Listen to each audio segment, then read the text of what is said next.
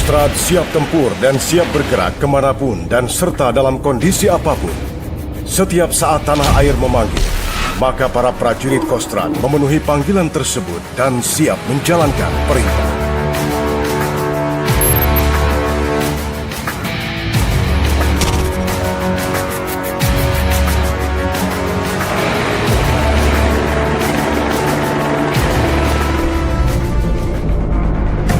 Kostrad lahir dalam situasi bangsa Indonesia sedang memperjuangkan Irian Barat kembali ke pangkuan Ibu Pertiwi Republik Indonesia.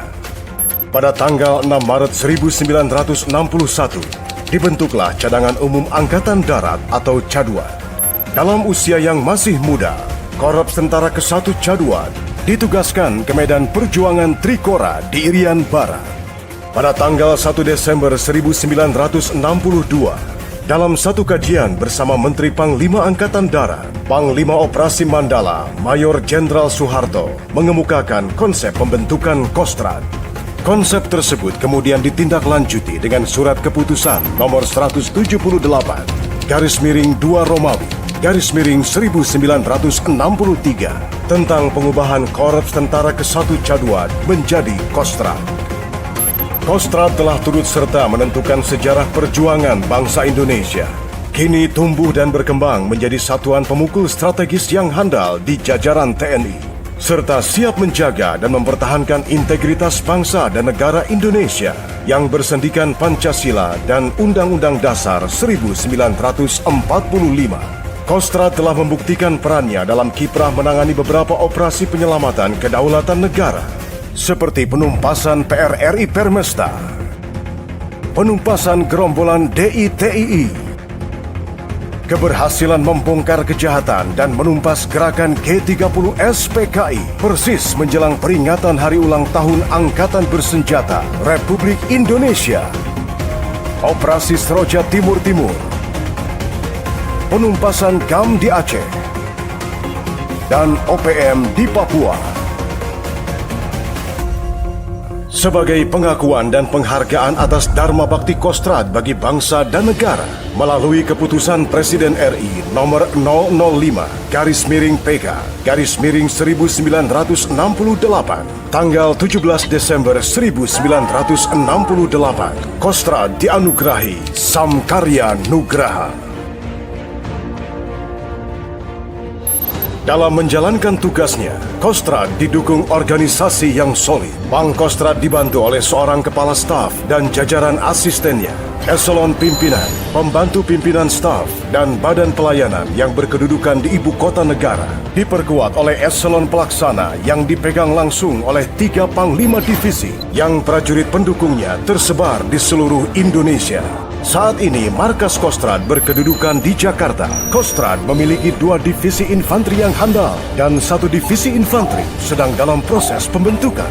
Masing-masing bermarkas di Cilodong, Jawa Barat, Singosari, Malang, Jawa Timur, dan Karyano, Sulawesi Selatan. Sebelumnya saya sampaikan, perhatikan, selama perintah operasi saya berikan, tidak ada yang bertanya. Dan catat hal-hal yang penting. Kehormatan dan kepercayaan diberikan kepada satuan kita. Maka laksanakan tugas dengan sebaik-baiknya. Cocokkan jam. Cocokkan jam. Cocokkan jam. Hitungan mundur dari saya. 3, 2, 1, selesai.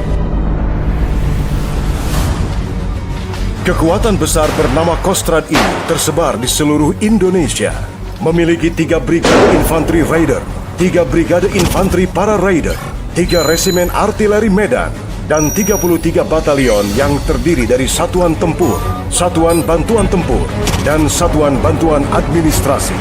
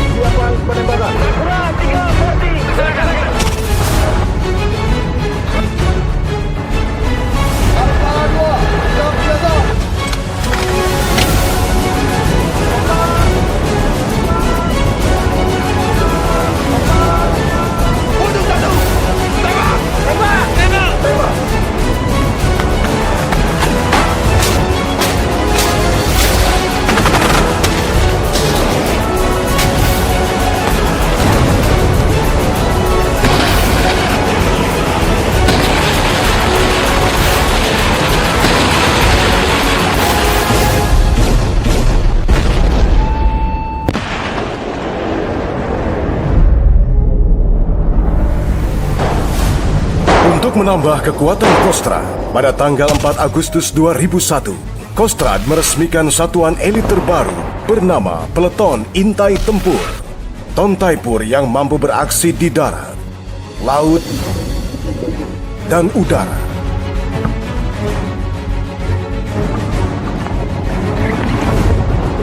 Sesuai kualifikasinya, Taipur terjun untuk misi infiltrasi, pengintaian jarak jauh ke wilayah musuh, dan melakukan penghancuran terhadap sasaran-sasaran penting secara cepat, tepat, dan tuntas. Mereka berbekal senjata dan perlengkapan khusus. Tontaipur turut memegang peranan penting dalam keberhasilan pembebasan para sandera kapal dagang berbendera Indonesia oleh perompak Somalia pada tahun 2011 silam.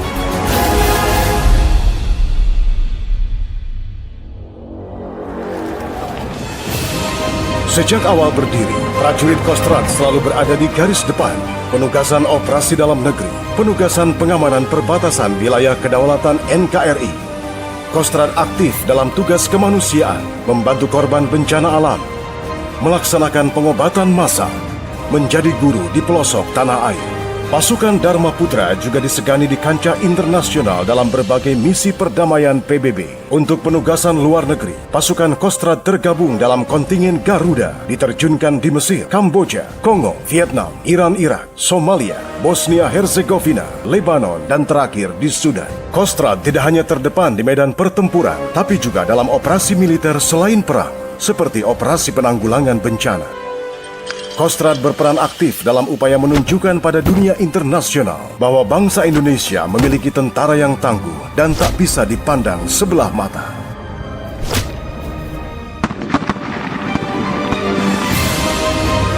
Prajurit Kostrad turut berprestasi di berbagai kejuaraan tingkat nasional maupun internasional dalam bidang olahraga umum dan militer, berprestasi dalam kejuaraan bela diri judo, karate, dan Yong Mudo.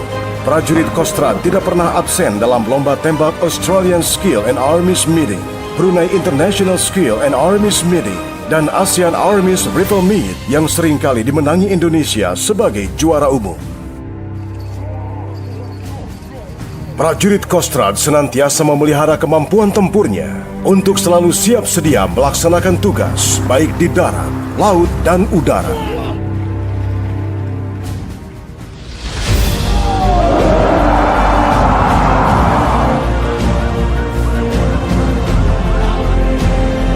Bagi prajurit Kostrad, tugas di atas segala-galanya, karena tugas adalah kehormatan, kebanggaan, dan harga diri. Citra dan martabat prajurit Kostrad diukur dari keberhasilan dalam pelaksanaan tugas. Cakra!